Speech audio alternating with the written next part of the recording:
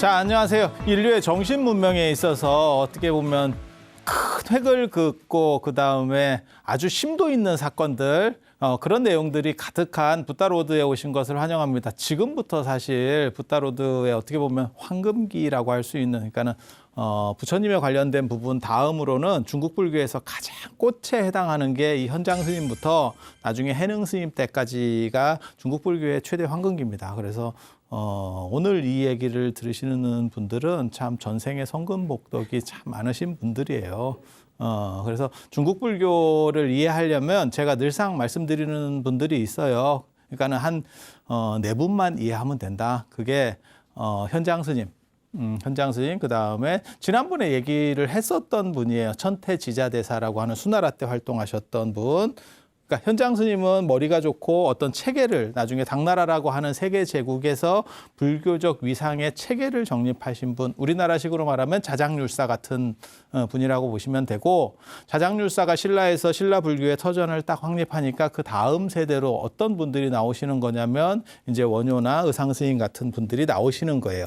그래서 이 현장 스님은 그런 역할을 하시는 분이고, 이 현장 스님을 예비하는 어떻게 보면 세례 요한 같은 분이 전에 말씀드렸던 도선율사입니다. 그런 구조라고 보시면 됩니다. 그래서 도선율사가 어떻게 보면 예비자고 그걸 이제 완전히 확립하는 분은 현장 스님이고, 거기서 이제 꽃을 피우는 두 명의 어른이 뒤에 나오는 거죠. 그게 화엄종의 영웅이라고 할 수 있는 현수법장 스님. 현수종이라고 송나라 때까지 사실은 현수종이라고 많이 했었어요. 중국에서 기록을 보면 화엄종보다도 현수종이라는 말도 굉장히 많이 나오거든요. 그러니까 현수법장 스님이 계시고, 그다음에 나중에 이제 강남에 어떻게 보면 가장 강력한 또 어른이 한 분 나오는 거죠. 생각해 보면 스티브 잡스 같이 굉장히 창의력이 좋고, 그래서 발상의 전환을 일으키는 코페르니쿠스 같은 그런 분이 해능 스님. 그래서 머리 좋은 걸로는 현장 스님, 그 다음에 천태지자대사, 그 다음에 현수법장 스님, 그 다음에 해능 스님, 이렇게 아시면 거의 중국 불교 끝입니다. 이 어른들만 이렇게 딱 관계들을 알면 그게 이제 천태종, 화엄종, 그 다음에 선종, 그 다음에 법상종. 요 지금 현장 스님 법상종이거든요. 현장 스님이 사실은 저 같은 경우는 현장 스님을 좋게 보지만 이 어른이 참 보통 분이 아닙니다. 그래서 경쟁자로 만약에 현장 스님 같은 분 붙으면 진짜 짜증나는. 보통은 머리가 좋으면 인물이 떨어지거든요. 이게 다 갖추기 어려워요. 다 갖추기 어려워요. 그리고 머리도 좋고 인물도 좋으면 일찍 죽습니다. 사람이 요절하죠. 그래서 하늘은 다 주지 않는다 뭐 이런 게 있는데, 현장 스님은 진짜 다 받은 분이에요. 그래서 이 어른은 중국 불교사 전체를 통틀어서 살았을 때 신화화되는 유일한 사람이 현장 스님이라고 보시면 돼요. 그러니까 다른 분들은 뭐 대단해요 이런 것들이 다 뒤로 가면서 이렇게 확대되는 거예요. 그래서 돌아가시자마자의 자료들을 보면 그렇게까지 이렇게 막 신이한 내용들이 많이 나오진 않아요. 근데 그 뒤에 자료들도 점점 넘어가면서 이렇게 살이 좀 붙거든요. 그런 게 느껴집니다. 그런데 현장 스님 같은 경우는 살았을 때 신화화되는 분이에요. 그러니까 굉장히 특이하지. 그리고 그렇게 될 수밖에 없었던 이유가 머리도 좋고 체력도, 이 어른은 진짜 강철 체력이라니까요. 강철 체력. 그래서 파미르고원을 누비옷 입고 2번이나 넘어간 왔다 갔다. 그거 요즘 전문 산악인도 불가능한 일입니다. 그분들이 무슨 뭐 전문 그 등산용 장비들을 착용하니까 그렇지, 누비옷 입고 거기 올라가면요 사람 죽습니다. 사람 죽습니다. 몰라요. 뭐 아주 특수한, 그러니까 이거야말로 어떻게 보면 고도의 구도심이 이루어낸 그런 결과라고 할 수 있죠. 그리고 인물이 또 너무 좋아요. 이게 도대체 저게 왜 저런 사람이 태어나는지 참 싶을 정도로 인물도 좋고, 그래서 나중에 이제 서유기 같은 데 보면 서로 이제 막 그 요괴들이 잡아먹으려고 하는 게 사실 얼굴값 하는 겁니다, 그게. 그래서 인도 불교에서 가장 인물 좋다 그러면 안한 스님. 그다음에 중국 불교에서 인물로만 먹어주면 현장 스님. 그리고 이게 인물이 별거 아닌 것 같지만 당나라 때 얘기에 그 나오는 게 있어요. 신원서판이라고 일단 얼굴 잘생긴 게 첫째고 그 다음에 말, 그 다음에 이제 글, 그 다음에 판단력이거든요. 지금도 마찬가지죠. 뭐 아이돌도 그렇고 뭐 다 어떻게 보면 이 외모에서 풍기는 그 비주얼이라는 걸 그게 무시 절대 못합니다. 사람들 생각으로는 뭐 외모는 안 봐요 뭐 이러는데 그것도 어느 정도 안 본다는 얘기지. 어느 정도 안 본다는 얘기지. 근데 인물이 좋으면 사실 설득력이 굉장히 있는 건 맞아요. 그래서 현장법사 이렇게 보면 이게 이제 연대가 조금 오락가락하기는 한데 대부분 이렇게 봅니다. 이렇게 봅니다. 그래서 한 63세, 65세에 돌아가셨다 이런 얘기도 있어요. 속고성전 같은 데 보면 당신 65세다 뭐 이렇게 얘기하는 대목도 있습니다. 그래서 대충 그리고 저 정도 잡으면 되고 오래 사신 거예요. 저 세대의 연령 기준으로는 환갑을 넘었을 정도면 오래 사신 거예요. 그리고 16년 동안 엄청난 고생을 한 거거든요. 실제로 현장 스님이 인도 갔다 와서 몸이 절단이 나서 몸에 고통을 받는 내용들이 나와요. 그게 얼음 위에 자서 그 파미르고원 넘어가면서 얼음 위에 자서 그 대당서역기에 보면 대당서역기도 그렇고 자은전도 그렇고 이런 데 보면 그거 나오거든요. 파도 얼음밖에 없고. 그러니까 땅에서 한번 자려고 하는 건데 얼음 위에서 자면 이게 냉기까지 또 올라오는 거거든요. 그래서 그걸 파고 들어가서 자는데 아무리 파도 얼음밖에 없고 팔 수가 없다. 뭐 이런 대목들이 나옵니다. 거기서 누비 해가지고 이렇게 하니까 현장 스님에 대해서는 3가지가 있어요. 3가지 기록이 있어요. 이거 말고 더 많습니다. 워낙 뜬 어른이라 가지고 굉장히 많아요. 그런데 저게 이제 제일 큰 자료들이에요. 그래서 맨 위에 보면 저걸 자은전이라고 합니다. 대자은사 삼장법사전. 그래서 저걸 자은전이라고 그래요. 그래서 자은전이 있고, 저건 이제 사적인 당신의 기록입니다. 그러니까 내가 이렇게 했어라고 하는 개인 기록입니다. 개인 기록. 그리고 국정보고서로 당태종이 국정보고서로 이걸 좀 해주세요. 당신이 견문한 내용들을 좀 해주세요라고 해서 적은 게 12권짜리 대당서역기, 그 유명한 대당서역기입니다. 그래서 저거는 객관적 자료예요. 저 자료를 요청했었던 이유는 뭐냐면 당나라가 세계 경영을 하기 위해서. 세계 경영을 하기 위해서. 그 당시 세계 경영이라는 뜻이에요. 그 당시 세계 경영이라는 뜻이에요. 그래서 파미르고원 일대까지도 당나라 영향들이 이렇게 미치는. 그리고 그게 이제 나중에 당나라가 서역 지역에 대한 패권, 실크로드의 서역 지역에 대한 패권을 잃어버리는 게 나중에 이제 탈라스 전투에서 그 유명한 고선지가 패하면서 고선지 유명하지 않구나. 고구려 출신.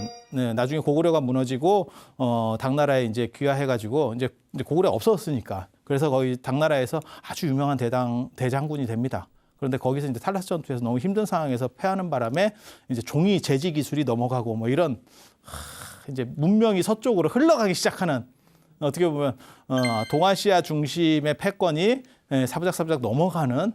그래서 종이 하면 여러분도 그냥 생각할 때는 우리나라 한지가 뭐 죽어서도 1000년 뭐 이렇게 1000년이나 보관된다는데 그 대단한 거 아닙니까? 하지만 예전에는 사마르칸트지를 지금 우즈베키스탄 영토에 있습니다. 사마르칸트지 같은 거를 최고로 쳐주죠. 비단종이. 그래서 시절이 이제 점점 또 뒤로 바뀌는 그런 문제가 있습니다. 현장 스님도 그런 데까지 다 가셨어요. 사마르칸트 얘기도 있습니다. 거기 어디까지 갔는지는 잘 모르겠는데 그런 얘기들도 나옵니다. 그래서 기본적인 거 한 가지만 말씀드리면 중국이 있으면 여기는 관중, 여기가 이제 관중 지역이라고 하는 데고 관중 지역이라고 하는 데고 그 다음에 이쪽이 서역입니다. 서역. 서쪽에 있는 서쪽 지역이라는 뜻이에요. 그냥 서쪽 지역. 중국에서 봤을 때 지금으로 얘기하면 뭐 신강 위구르 자치구, 뭐 실크로드, 뭐 이런 쪽 계통들이라고 보시면 돼요. 그리고 그 밑에 뭐가 있냐면 서장이라는 지역이 있습니다. 티벳입니다. 티벳. 서쪽에 약간 감추어져 있고 이렇게 지기들끼리 거기는 이렇게 히말라야로 감싸 있어요. 그래서 중국 입장에서는 크게 관심이 없습니다. 그래서 티벳이 독립돼 있었을 때도 있고 중국의 영토에 편입돼 있었을 때도 있고 뭐 이런 거예요. 그러니까 빠져나가도 큰 관심 없어요. 그러니까 중국은 언제나 서역에는 무진장 관심이 있어. 아니, 언제나는 아니고 육상 실크로드가 존재할 때까지는 저기는 통행료만 받아도 엄청나다는 거예요. 이번에 수에즈 운하 비슷한 거예요. 수에즈 운하 그 얘기 들으셨잖아. 이집트의 전체 10분의 1, 수입의 10분의 1이 수에즈에서 통행세로 지구가 바뀌지 않는 이상 그 통행료는 계속된다. 참 대단한 거죠. 그래서 이 통행료가 나오는 데가 실크로드에서 여기예요. 서역. 그리고 이 밑에가 인도죠. 서역이에요. 그래서 여기 통행료가 이게 짭짤하니까 통행료를 어디서 걷어야겠어요? 여기서 걷어야겠죠. 그리고 중간중간에 다 걷어요. 여기는 이제 중국으로 들어오는 목이라고 보시면 되고, 여기는 이제 뭐 다. 그래서 저기 경영권을 가지느냐 못 가지느냐가 중국의 위상이 많이 달라집니다. 그리고 저런 쪽과 관련되고 그다음에 인도까지도 왔다 갔다 합니다. 물론 이렇게 왔다 갔다 하는 건 아니고 이렇게 돌죠. 그래서 전에 말씀드렸어요. 여기 천산산맥이 있어가지고 천산북로, 천산남로, 그다음에 서역남로 이렇게 간다. 길이 3개가 있다. 그래서 현장 스님은 천산남로로 갔다가 나중에 서역남로로 이렇게 옵니다. 오는 상황이 돼요. 그래서 이쪽에 파미르공 건너서 이렇게 들어옵니다. 이렇게 들어가거든요. 그래서 중국이 현장 스님의, 그러니까 당태종은 진짜 이 경영적 능력은 굉장히 좋은 사람이에요. 전투력도 굉장히 좋고 판단력도 좋지만 이 경영이라고 하는 것도 굉장히 뛰어난 사람입니다. 그래서 장태종 정관종묘 그 얘기 보면 창업보다 수성이 어렵다. 그 얘기 아주 유명한 얘기거든요. 왜 그러냐면 이유는 창업은 이미 된 거니까. 그때부터는 수성이 어려운 거죠. 수성이 어려운 거고. 그다음에 백성은 물과 같고 이 위정자들이라고 하는 거는 배와 같다. 그래서 백성들에게 잘 하지 않으면 보통은 물 밑에 배라고 하는 게 물 위에 떠 있으니까 물보다 높다고 생각하지만 여차하면 물이 이렇게 흔들리면 배가 뒤집어진다. 그러니까 어떻게 보면 겸손의 리더십이라고 하는 거죠. 물론 자기가 사는 거는 굉장히 호방하게 살고 약간 4가지 없는 그런 행동들을 많이 합니다. 그런데 말은 또 이렇게 굉장히 근데 이런 자기 조절 능력이 있다는 게 이게 성군의 기질이에요. 성군의 기질이에요. 그래서 판단을 하는 거죠. 명석한 판단을 하는 거죠. 그래서 현장 스님을 딱 나중에 이렇게 현장 스님이 온다는 보고를 딱 듣고 엄청난 판단을 하거든요. 저 사람은 종교인을 떠나서 내가 세계 경영, 당나라가 세계로 뻗어나가는 데서 가장 중요한 인물이다. 라고 생각을 하는 거예요. 그게 그렇게 될 수밖에 없는 게 현장 스님이 들어오실 때 보면 16년간 총 110개국을 다니고 그 다음에 20개국에 대해서 전해 들었어요. 그러니까 여기에 다 조그만 오아시스 국가들이 있고 여기들도 다 어떻게 보면 쪼개진 나라들이 있는 거예요. 그래서 그런 얘기들을 다 들은 거예요. 저 자료만 있으면 어떻게 보면 당나라가 세계 1등 국가가 되는 데 있어서 가장 중요하다라는 생각을 딱 한 거죠. 그래서 현장 스님을 굉장히 대우를 해주죠. 대우를 해주죠. 그 유명한 얘기예요. 그때 당태종이 고구려 정벌 한다고 수도에 없었어요. 그래서 현장 스님이 제가 지금 이제 귀국하는데 어떻게 할까요? 그때 현장 스님은 죄인이었었어요, 사실은. 죄인이었었어요. 계엄령 어기고 나갔거든. 좀 있으면 얘기할 거야. 이제 시작할 거야. 이제 들어갈 거야. 근데 그 계엄령 어기고 나가서 이제 죄인이어서 봐주세요 이러면서 하는데 당태종이 계엄령을 어기고 나갔으면 이게 불법 밀항 뭐 이런 거거든요. 그런데도 거기에 화를 전혀 안 내고 당태종이 그러니까 이게 영웅 기질이 있다니까. 현장 스님이 나가실 때 당태종 4년에 나가거든요. 근데 당나라가 저게 제대로 된 나라가 아니고 그 당시만 해도 건국된 지 얼마 안 됐고 당태종이 보위에 오르는 과정에서 그 현무문의 변이라는 걸 통해서 이렇게 어떻게 보면 왕자의 난 비슷한 걸 일으키는 거잖아요. 그렇게 해서 왕위에 오르니까 위험하니까 계엄령을 선포해서 국경을 다 봉쇄해버리는 거예요. 그거는 당연한 행동이거든요.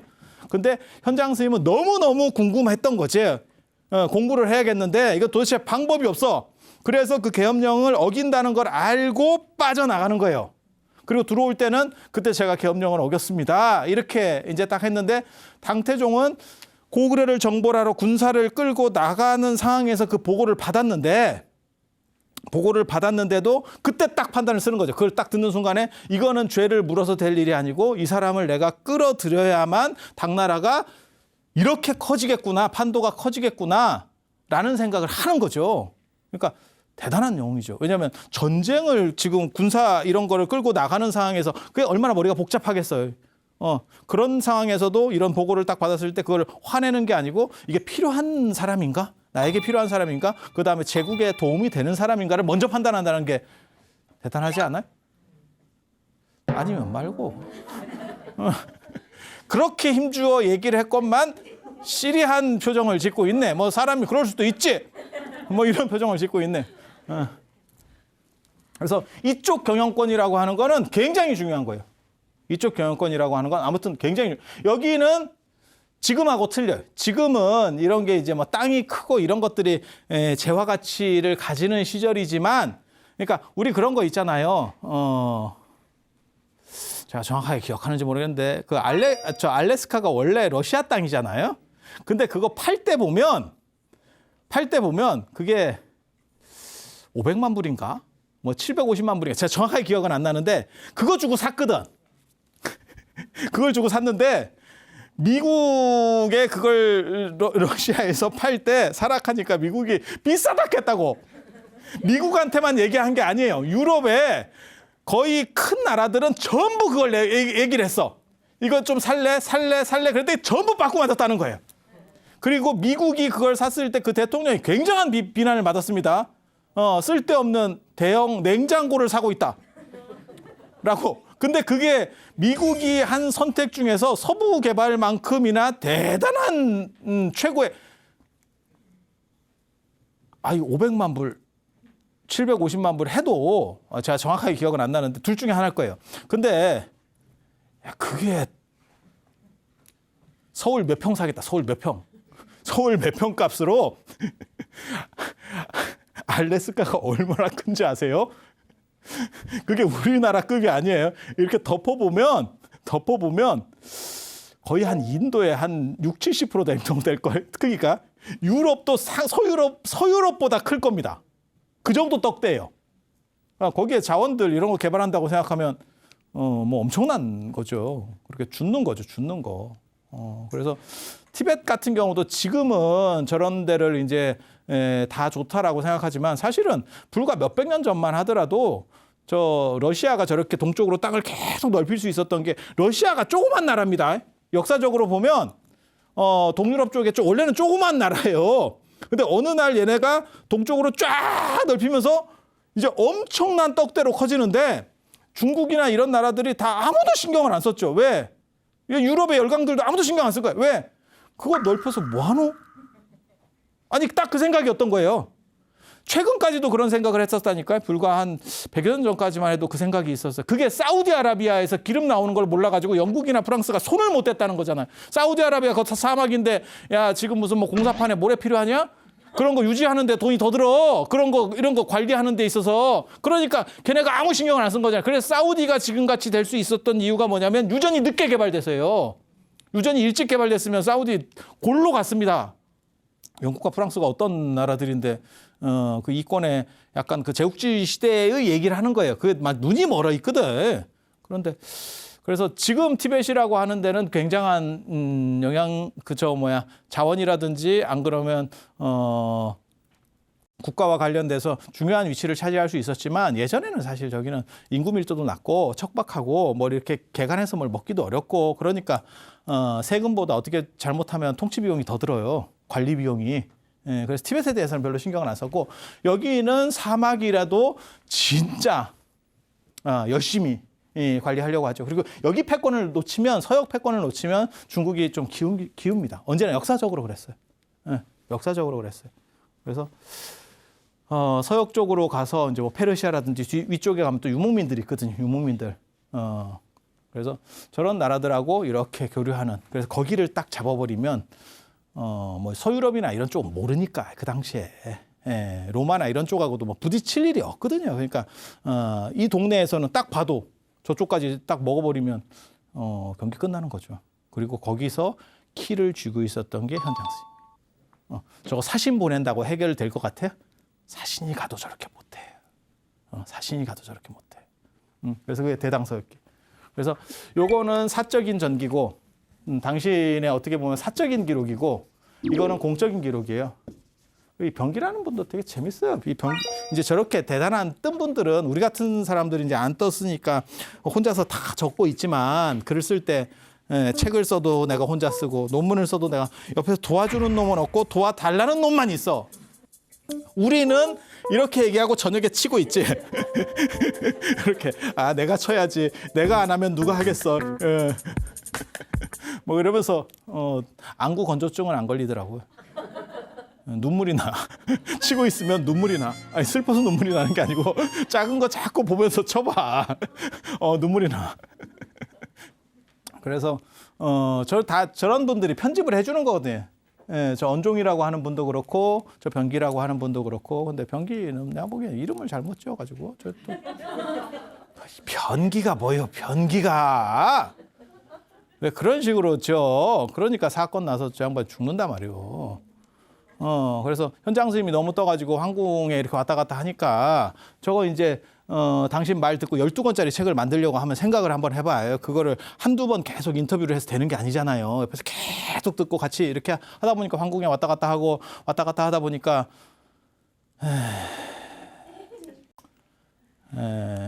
또 왕실 여자랑 눈이 맞고 공주랑 눈이 맞고 그게 또 걸렸고 그러니까 지금 스님 생각하시면 안 돼. 지금 스님 생각하시면 안 되고 저 때는 스님이 최고 지식인이라고 생각을 하셔야 돼.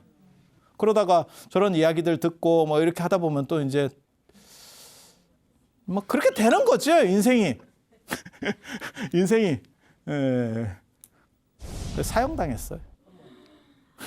걸려가지고. 그래서 무슨 교훈을 얻을 수 있느냐? 이름을 잘 지어야 돼. 이름이 중요하다. 법명도 좀 잘 지어야겠다. 이게 어떻게 보면 참 진기한. 저는 저런 거 보면서 무슨 생각했냐면 저런 양반들 죽을 때 이 심정이 어땠을까? 진짜 뭐 미친 듯한 뭐 로미오와 줄리엣 같이 됐을까? 안 그러면 뭐 이렇게 됐을까? 뭐 모르겠어요. 막 생각들이 많더라고요. 우리는 또 저런 데에 대한 생각들 많이 합니다. 의외로. 재밌잖아. 이게 대당서였기보다 그런 과정에서 눈이 맞아가지고 그 비밀 연애 하다가 걸려가지고 그거 굉장히 진기하지 않아요? 응. 그런 거는 한 번 들으면 내가 기억을 안 잊어버려. 사랑과 전쟁 이런 거. 그런 스토리 있으면 되게 재밌을 것 같아. 응. 그리고 이 속고승전 이게 이제 3대 이렇게 되는 거고, 요게 이제 관판이니까 어떻게 보면 가장 공식적인 황제의 요청을 받고 만들어 놓은 정부 공인된, 그러니까는 정부에 제출하는 공적 문서니까 저기에는 객관적인 내용들이 많아요. 그래서 현장 스님의 대당서기를 뭐 전 세계적으로는 마르코 폴로의 동방견문록, 그 다음에 이븐 바투타의 여행기와 더불어서 최고의 3대 기행문이라고도 하고, 동아시아에서는 전에도 제가 한번 말씀드렸어. 해초 스님의 왕옥천축국전, 그건 신라뿐이고, 그 다음에 일본의 원인, 옛인이라고 불리는 분이 있어요. 그분의 입당, 구법, 순례, 행기. 그냥 어려운 것 같지만 실제로는 입당, 당에 들어가서 구법 순례를 한 기록. 전혀 어려울 거 없어요. 왕오천축국전은, 해초의 왕오천축국전은 5천축, 인도를 5등분으로 나눠요. 그래서 인도를 다 돌아본 야그, 이렇게 보시면 돼. 뭐 어렵지 않아. 예. 대당서역기는 당나라에서 서쪽 구경하고 온 이야기, 그 내용이라는 뜻이고, 대당은 큰 나라, 당나라라는 뜻이고, 자은사라고 하는 거는 이 자은사가 이제 삼장 스님이 주로 계셨던 절이에요. 그리고 중국은 되게 좋아. 절 이름만 봐도 이게 큰 절인지 광급 사찰인지 대충 알 수 있어. 좋은 절은 다 대자를 붙여요. 대천복사, 대자은사. 이런 식으로 대자 들어가면 다 큰 절이라고 보시면 돼. 아니면 지금은 쪼밀해요. 이러면 예전에는 큰 절이었구나. 이렇게. 그래서 대자를 붙여줘요. 자은사는 당고종 이치가 당신의 어머니를 위해서, 그래서 자은사, 자기 어머니가 자애로운 어머니, 뭐 이런 거 있잖아요. 그래서 어머니를 위한 추모 사찰이에요. 당 고정원 참 좋겠어. 이게 엄마를 위해서도 절을 지어주고 나중에 아들을 위해서 서명사를 줘요. 아들을 위해서. 그래서 이 어머니를 위해서 원차를 짓고 거기 주지를 누구를 앉히는 거냐면 그 당시 최고 슈퍼 영웅인 현장 스님을 자기가 황제니까 스님 제가 큰 절 이번에 우리 어머니 명복 빌고 다 추모 사찰로 이렇게 다 지었는데 거기 주지 좀 해주세요. 이게 보이지 않아요? 딱 견적이 나오죠. 그래서 현장 스님이 거기다가 경전 가지고 온 거 다 넣어놓고 그런 또 사연들이 있습니다. 그래서 이 자은이라고 하는 게 현장 스님을 가리키는 말이에요. 근데 현장 스님 제자를 규기 스님이 있는데 그 규기 스님을 자은 규기 스님이라 그래요. 그래서 사람들이 저거 자은 이러면 그게 규기 스님 아니에요? 이렇게 말하는 사람인데 현장 스님이에요. 그래서 이걸 줄임말로 자은전이라 그래요. 보통 이걸 자은전. 이건 대당서였기. 그리고 이제 속고승전. 속고승전은 누가 쓴 거냐면 도선율사. 저 속고승전이 되게 재밌어요. 되게 재밌어요. 고승전이 있고 거기 이제 2편 속고승전이 있고 그 다음에 이제 송고승전이 있고 이렇게 시대마다 그 뒤에 이제 활동하셨던 스님들이 이렇게 묶어서 고승전을 만드는데 고승의 전기. 당나라가 원래 당태종도 그렇고 당고조 이연도 그렇고 약간 불교에 대해서 초기에 약간 이렇게 안 좋게 보던 시절이 있었어요. 그건 수나라가 워낙 불교적이었는데 나라가 망했기 때문에 약간 이렇게 보는 문화가 있었고 제가 지난번에도 말씀드렸지만 도교를 약간 높이려고 자기네들의 정통성을 혈연적 정통성을 강조하기 위해서 도교를 높이려는 그런 부분들이 있었거든요. 그래서 그거를 극복하기 위해서 도선 스님이 계속 노력을 하고 신이 한 것도 얘기하고 그 다음에 청정성을 강조하고 불교를 믿으면 이렇게 좋은 일이 많아요. 이 두 가지를 다 한 거예요. 그렇게 해서 열심히 했지만 당신 그 위치로는 쉽지 않았지. 왜냐하면 황제를 만난다는 게 그게 쉬운 게 아닙니다. 왕조국가에서. 근데 황제나 이런 황실들을 만날 정도가 돼야 사실은 이게 샥샥샥 바뀌어가거든요. 근데 그런 책 열심히 만들었어. 그걸 막 수십 권, 수백 권을 만든들 황제가 봐? 황제는 바빠. 황제는 바빠. 황제한테 영향력이 덜 미치죠. 무슨 뜻인지 아시겠죠? 그 상황에서 현장 스님이 오셔가지고 그걸 다 정리를 해내면서 결국 불교를 중심으로 이렇게 쫙 끌어올리니까 너무너무 고맙죠. 그리고 현장 스님이 그것만 하신 게 아니고 나중에 이 서명사 절이 지어졌는데 이 서명사가 두 분하고 굉장히 중요합니다. 두 분하고. 그게 이제 신라 스님인 원측 스님이라고 하는 분이고 원측 스님이 여기서 한 9년인가 주석하셨을 거예요. 현장 스님 제자입니다. 요 현장 스님 얘기하다가 나중에 이제 붙어서 나오기 시작할 겁니다. 원측 스님, 문화대사 원측 스님하고 또 하나가 방금 얘기한 저 도선율사. 도선율사를 현장 스님이 저기 주지로, 새로 지어진 황실 사찰의 주지로 딱 올려주는 거예요. 얼마나 좋겠어? 얼마나 좋겠어. 황태자를 위한 절이래잖아. 벌써 급이 다르지 않아요? 일반 절들하고 달라요. 그러니까 이렇게 딱 해주니까 스님이 굉장히 고생한다고 다 이렇게 다 해주니까 도선율사가 엄청 현장 스님을 좋아하게 됐죠. 그래서 속고승전을 보면 속고승전이 초판이 나오고 재판이 나올 때 보통 책은 오탈자만 고치는 게 보통인데 엄청난 어떻게 보면 재편을 했죠. 근데 다른 건 바꾼 게 거의 없고 현장 스님 내용이 이만하던 게 이만큼. 현장 스님의 용비어천가를 부르기 시작하는 거예요. 그래서 이게 현장 스님과 관련된 3가지 중요 자료가 되는 거예요. 그리고 이거는 인도 이야기니까 현장 스님 구술에 의존할 수밖에 없고 여기에는 뭐가 있냐면 현장 스님이 당나라에 들어와서 하신 부분들이 상당히 많이 얘기가 나와요. 저거는 말 그대로 대당 서역기잖아. 서역에 관련된 이야기잖아요. 현장 스님이 중국으로 오셔가지고 뭘 어떻게 하고 뭐 이런 내용들에 대해서는 상대적으로 이렇게 줄어드는 거죠. 아니 그렇잖아요. 근데 도선율사 입장에서는 이 양반이 빠가 되니까 그 뒤에 부분도 이렇게 싹 추스리기 시작하는 거죠. 그리고 어떤 의미에서는 현장 스님에 대한 인도 이야기는 당신도 들은 거예요. 저런 거 관련해서 당신도 들은 거밖에는 없고, 그 다음에 현장 스님이 당나라에 와서 하신 거는 자기가 직접 어느 정도 이상은 경험하는 거죠.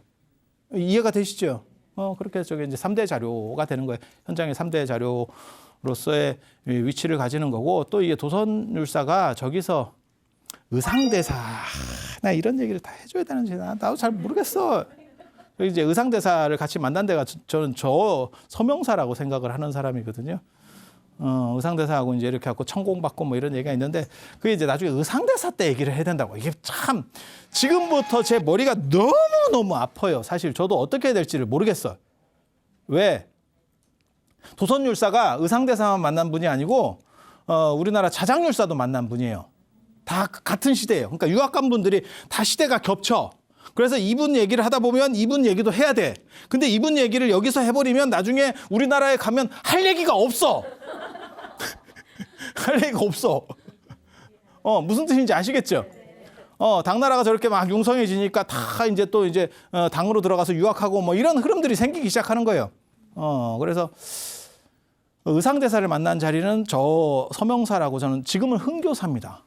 서안 종남산에 있는 흥교사. 지금은 간판이 바뀌었어요. 거기에 이제 현장 스님 사리탑이 가운데 있고, 원측 스님 탑, 그 다음에 규기 스님 탑, 이렇게 3탑이 있는 곳. 저도 저기 여러 번 갔습니다. 저 참배하러 여러 번 갔던데요. 근데 저기 주지를 딱 끊으니까 위상이 확 올라가는 거지. 도선율, 진짜 대단한 분이에요. 안 될 사람을 끌어올려 준 게 아니에요. 그래서 그 다음에 정업사 주지. 그 종남산에 또 한참 한 40분 정도 차 타고 가면 저 서명사에서 굉장히 멀어요. 그 종남산이 질령산맥, 산맥을 끼고 있어서 굉장히 깁니다. 그렇게 해서 거기 정업사 주지를 들어가거든요. 근데 정업사가 무진장 중요한 사체예요. 도선율사가 사분율종을 개창했는데도 불구하고 당신이 위상이 별로 안 높으니까 계단을 만들고 싶었어요. 계단. 요 계단 말고 스님들 출가하시는 통도사 같은 그런 금강계단 같은 걸 만들고 싶었어. 그렇게 해서 책도 쓰고, 그게 계단도경이라는 책이에요. 계단도경. 그리고 아마 자장율사랑 만났을 때 그런 얘기를 다 했는가 봐요. 왜냐하면 공감대가 이게 형성이 되니까, 같은 율사니까. 그리고 자장율사는 도선율사한테 배운 게 아닙니다. 제가 그거를 계속 얘기하는데도 사람들이 못 알아듣더라고요. 우리나라 사람들이 잘 몰라가지고 자꾸 도선율사 제자다. 택도 없는 소리입니다. 자장율사는 우리 신라에서 율사로서의 위상을 가지고 가서 좀 더 배우러 간 김에 견문 넓히고 이렇게 하다가 도선율사랑 교류하게 된 거예요. 서로 짝짝꿍 맞는 사람이 딱 맞는 거지. 취미가 딱 맞는데, 취미라기보다는 전공이 딱 일치하는데 얼마나 좋았겠어. 그런 분 만나기가 어려운데, 지금도 마찬가지예요. 율사는 만나기 어려워요. 율사는 만나기 어려워요. 그러니까는 얼마나 잘 통해. 게다가 같이 사는 데가 겹쳐요. 다 종남산에 계셨다고, 저 어른들이. 그렇게 해서 그때 말씀을 하셨었는가 봐. 나 이렇게 계단을 좀 만들고 싶고. 그리고 그 계단 도경에 보면 그 당신이 만들기 전에, 그 계단을 만들기 전에도 벌써 뭐 수나라 때나 이 이전에 남조에서도 계단들이 여러 개가 있었대. 그러니까 절이 번성을 하기 시작하니까 이제 출가를 시켜야 되잖아요. 그러니까 계단을 만들게 되는 거지. 그래서 거기서 힌트를 얻어서 되게 재밌는 거는, 자장율사가 통도사에 도선율사보다 21년 먼저 만들어, 계단을. 요즘 같으면 저 소송 걸린다. 소송 걸렸을 거예요. 그래서 사람들이 이게 가능하냐. 도선율사가 지금 저 정업사에다 계단을 만드는 거거든요. 도선율사도 계단을 만들기 전에 어떻게 자장율사가 계단을 만드느냐 라고 해서 이거는 잘못된 기록이다, 이렇게 얘기하는 사람이 있는데, 그거는 자장율사에 대해서 잘 몰라서 그러는 겁니다. 자장율사는 신분이 높고 진골 출신이고, 그 다음에 이 신라 안에서 위치가 굉장히 높아요. 그러니까 당신이 만들고 싶으면 그냥 만들면 되는 거고, 도선율사 같은 경우는 쉽게 말해서 뭘 지금같이 한 건 아니지만 일종의 이렇게 좀 불사 비슷하게 해서 해야 되고, 뭐 이렇게 설득도 해야 되고, 뭐 이렇게 정부에 이렇게 좀 요청도 해야 되고, 이렇게 해야 되는 상황이어서 쉽게 뭘 만들기가 어려운 조건인 거예요. 저도 정업사에 제가 그 계단까지 가봤거든요. 지금은 복구를 해놨어요. 계단이 무너졌는 걸 복구했어요. 복구. 그래서 참 이런 여러 가지 진기한 사연들이 있어요. 여러 가지 진기한 사연들. 진짜 들으면 들을수록 지금 이게 진짜 황금꽃이 피는 것 같은 이러한 일들이 벌어지는 시기가 바로 이 당나라 초기에. 아직 근데 현장 스님이 출발을 안 했네. 이제 인도 가야 되는데 이제 발동 걸고 있다. 이 발동 걸 때 반야신경이 나와. 이 발동 걸 때. 이것도 굉장히 중요해. 이것도 굉장히 중요해. 그래서 그 얘기 다음 시간에 해드릴 수 있도록 그렇게 하겠습니다. 자, 들어주셔서 감사합니다.